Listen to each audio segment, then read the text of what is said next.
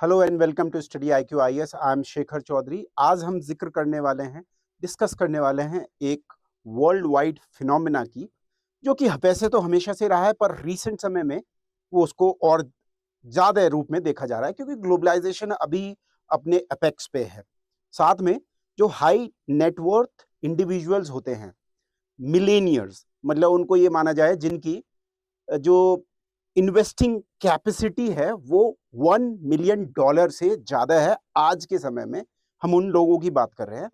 वो कुछ ऐसी जगहों से, जैसे डेवलपिंग कंट्री इंडिया है या चाइना है, और इवन डेवलप्ड कंट्री जैसे यूनाइटेड किंगडम, यूके, इंग्लैंड और उसके जो और देश हैं उसमें, वहां से जा रहे हैं दूसरी जगहों पर। इसके बहुत सारे परिणाम हैं, इसके बहुत सारे कारण हैं, और उनके बहुत सारे आफ्टर इफेक्ट्स होंगे जो उनकी सोसाइटी पे, पॉलिटिक्स पे, इकोनॉमिक्स पे, सब पे पड़ने वाले हैं, इकोनॉमी पे। इसी चीज की हम चर्चा करने वाले हैं। एक कंसल्टेंसी है यूके में स्थित, जिसने एक रिपोर्ट जारी की है, और वो बार बार ऐसी हर साल रिपोर्ट जारी करती रहती है। बेसिकली वो इमिग्रेशन की कंसल्टेंसी है, लोगों को बताती है कहाँ पर सेटल होना चाहिए। तो वो अपना डेटा बता रही है कि उनके पास ये डेटा है, हेनले एंड पार्टनर्स इसका नाम है, कि टॉप 20 कंट्रीज पिछले साल जो आउटफ्लो हो रहा था, जून तक का डेटा है ये। तो चाइना से सबसे ज्यादा लोग बाहर जाना चाह रहे हैं, ऐसे जिनके पास 1 मिलियन नेटवर्थ है इन्वेस्टिंग का। यूके, अब यूके की पॉपुलेशन लगाइए, लगभग 6 करोड़ से थोड़ी ज्यादा है, राइट। और इंडिया की पॉपुलेशन लगाइए, जो कि 140 करोड़ है। तो यूके से ज्यादा अमीर लोग बाहर जा रहे हैं। ऑब्वियसली वहां अमीर लोग ज्यादा भी हैं, मतलब 1+ मिलियन नेटवर्थ वाले, इन्वेस्टिंग कैपेसिटी वाले ज्यादा हैं। तो पर इंडिया भी 3rd नंबर पे है। South Korea, Russia, Brazil, south Africa, Taiwan, Nigeria, Vietnam, ये सब हैं। यहां से लोग बाहर भागने की कोशिश कर रहे हैं। तो 1,42,000 मिलेनियर्स रिलोकेट होंगे 2025 में ही। बहुत सारे पुश फैक्टर्स हैं, मतलब जो इनको पुश कर रहे हैं कि भाई वहां पर इंफ्रास्ट्रक्चर की प्रॉब्लम है, इन देशों में वहां पर गवर्नेंस अच्छी नहीं है, या फिर लॉ एंड ऑर्डर की सिचुएशन, टैक्स बहुत हाई है। और जो पुल जहां पर ये जा रहे हैं, उन जगहों की भी मैं बात करता हूं आपसे। वो जगह ऐसी भी हैं जो 0 टैक्स देती हैं, और एस्टेट टैक्स नहीं है। यूके में तो पिछली बार गवर्नमेंट ये कह रही थी कि इनहेरिटेंस टैक्स भी होना चाहिए, जैसे हमारे देश में भी ये बात चली थी कि यदि आपके माता पिता की जो संपत्ति आपको मिल रही है तो उस पर टैक्स लगाए सरकार। ठीक है, हर पीढ़ी को अपनी संपत्ति दोबारा बनानी है। तो ये एक्सट्रीम लेफ्टिस्ट व्यू हो गया। तो लेफ्टिस्ट गवर्नमेंट तो है ही यूके में इस समय, तो वो उन्होंने ये कहा था। तो क्वालिटी ऑफ लाइफ डिग्रेड हो रही है। क्वालिटी ऑफ लाइफ बहुत अच्छी है, हेल्थ केयर बहुत अच्छा है, एजुकेशन बहुत अच्छा है उन जगहों पे जहां ये लोग जा रहे हैं। अब हम बात करते हैं कि कहां जाना चाह रहे हैं ये लोग।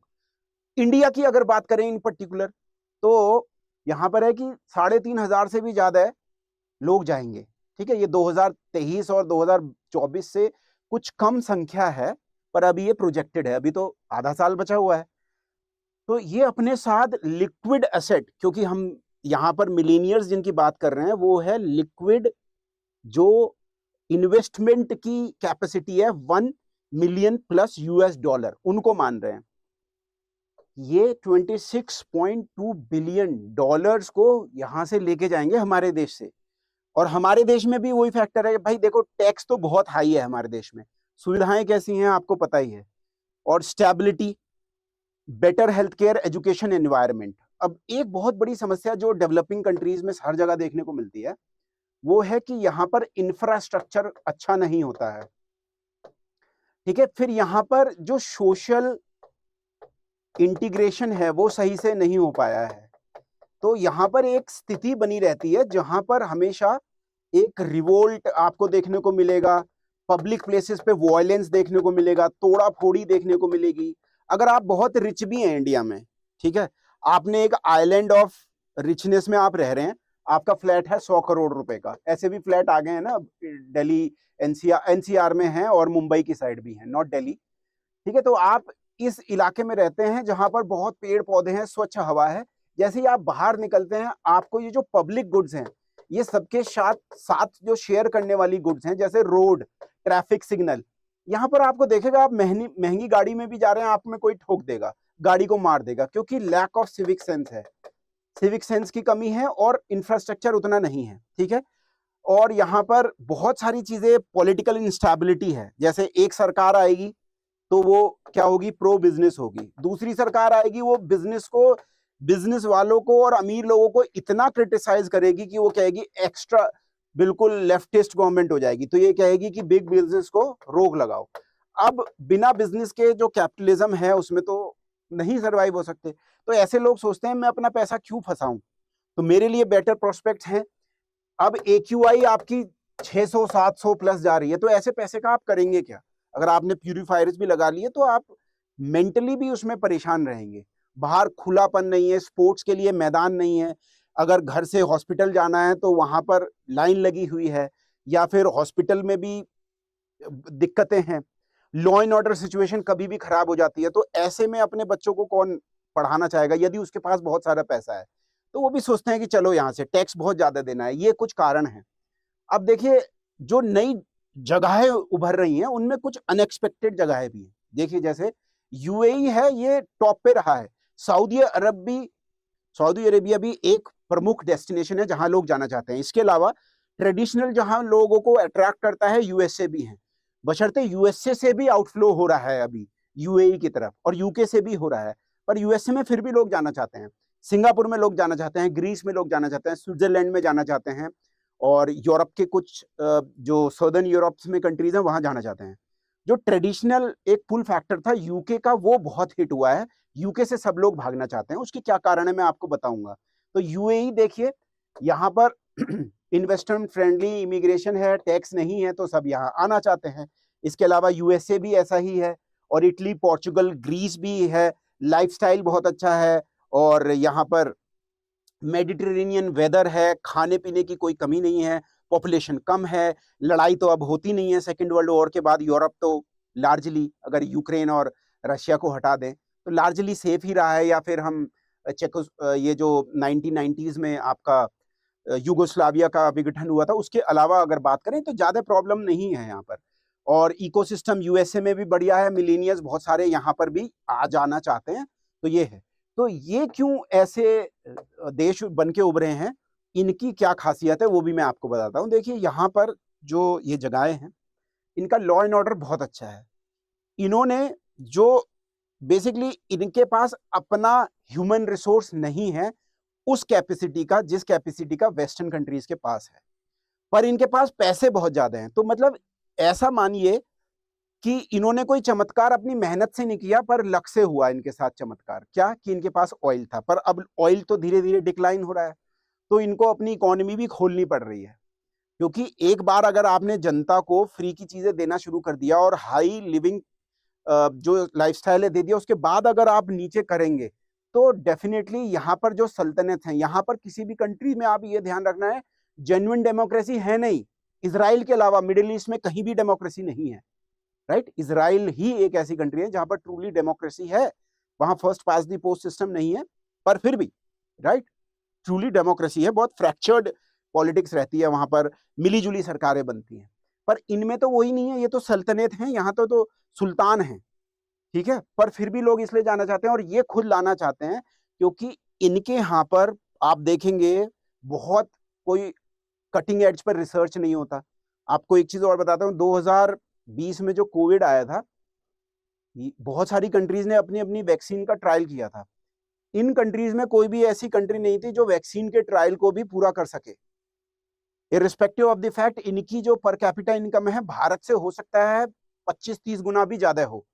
भारत की $2300-2400 के करीब होगी पर कैपिटा, इनकी हो सकता है उससे 20 गुना भी ज्यादा हो, ठीक है, पर फिर भी 20-30 गुना ज्यादा हो, ये नहीं कर पाए थे। तो यहाँ पर लैक ऑफ ह्यूमन रिसोर्स है, ये इनको ह्यूमन रिसोर्स का फायदा होगा। यहाँ पर जो इन्वेस्टमेंट है वो वेस्टर्न कंट्रीज का है, USA और यूरोप के बिना इन्वेस्टमेंट के यहाँ पर कुछ चल नहीं सकता। यहाँ पर यूनिवर्सिटीज भी, तो अमेरिकन यूनिवर्सिटीज भी हैं यहाँ पर, तो ये कारण है। और फिर इन्होंने देख के अपने सिस्टम्स भी डेवलप करे हैं, but still they can not match the manpower और the capacity like USA have, top engineers, top doctors, so that it's a win-win situation for these also, so they have to open up.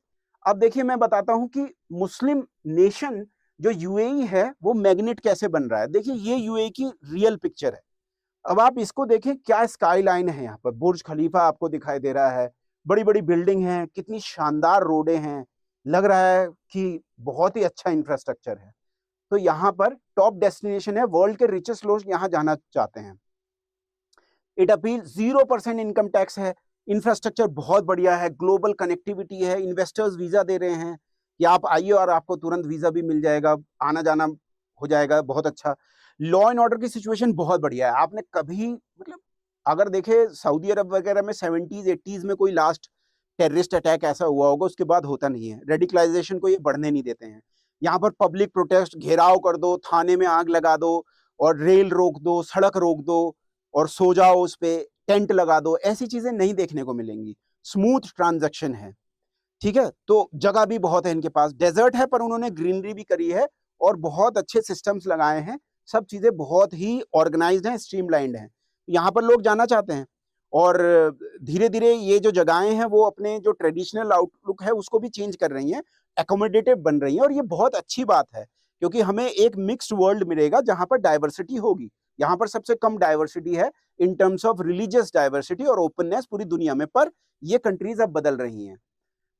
और अगर हम UK की बात करें, UK में ऐसा क्या हुआ कि इनकी हालत खराब हो गई। देखिए एक तो ये ब्रेग्जिट हुआ, ब्रेग्जिट होने से जो यूरोप का एक फ्लेवर था वो कम हुआ है, इंटीग्रेशन कम हुआ है, ठीक है। और यूके लार्जेस्ट नंबर ऑफ लोग यहाँ से निकल निकल के बाहर भाग रहे हैं। रीजन क्या है? इनहेरिटेंस टैक्स की बात ये कर रहे थे, कैपिटल गेन्स टैक्स तो है ही यहाँ पर, तो इससे लोग डरे हुए हैं। इकोनॉमिक अनसर्टिनिटी है, इनका जो ग्रोथ रेट रहता है 2%, 1%, 3% ऐसा रहता है, तो ये तो बहुत ही कम है। अगर आप इन्वेस्टमेंट कर रहे हो यहाँ के शेयर मार्केट में या पैसा लगा रहे हो, आपकी जो संपत्ति है कम हिसाब से बढ़ेगी।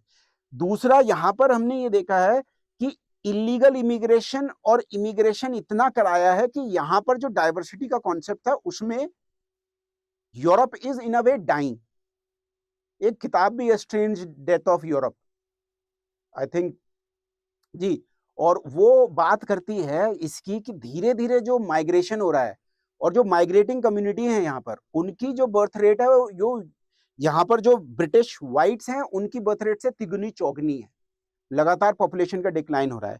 बर्मिंगम जैसी जगहें जो हैं यूके में, वहां पर पाकिस्तानी पॉपुलेशन इतनी हो गई है, वहां से अंग्रेज छोड़ के भाग गए हैं, वहां जाना भी नहीं चाहते। लॉ एंड ऑर्डर की बहुत बुरी स्थिति है और वहां की सिविक जो सुविधाएं म्यूनिसिपैलिटी की, ऐसा लगेगा कि मैं एशिया में आ गया हूं। का उन्होंने पाकिस्तान बना दिया है बिल्कुल यूके में। बर्मिंगम की बात कर रहा हूं।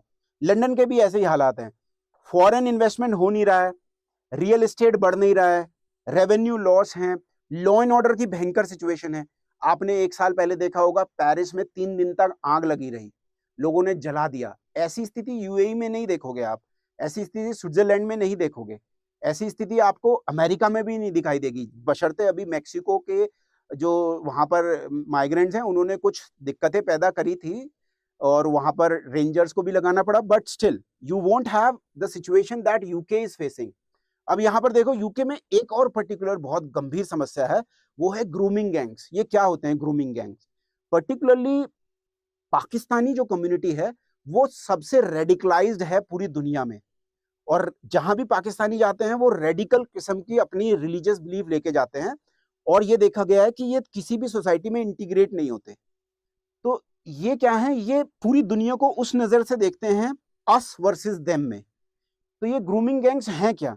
ये ग्रूमिंग गैंग्स ऐसे लोग होते हैं, जवान से लेके बूढ़े तक, जो ब्रिटिश व्हाइट महिलाओं को या एशियन महिलाओं को या और किसी एथनिसिटी की महिलाओं को क्या करते हैं, यंग एज से उन्हें चॉकलेट देके, फ्लावर्स देके एक तरीके से ग्रूम करते हैं।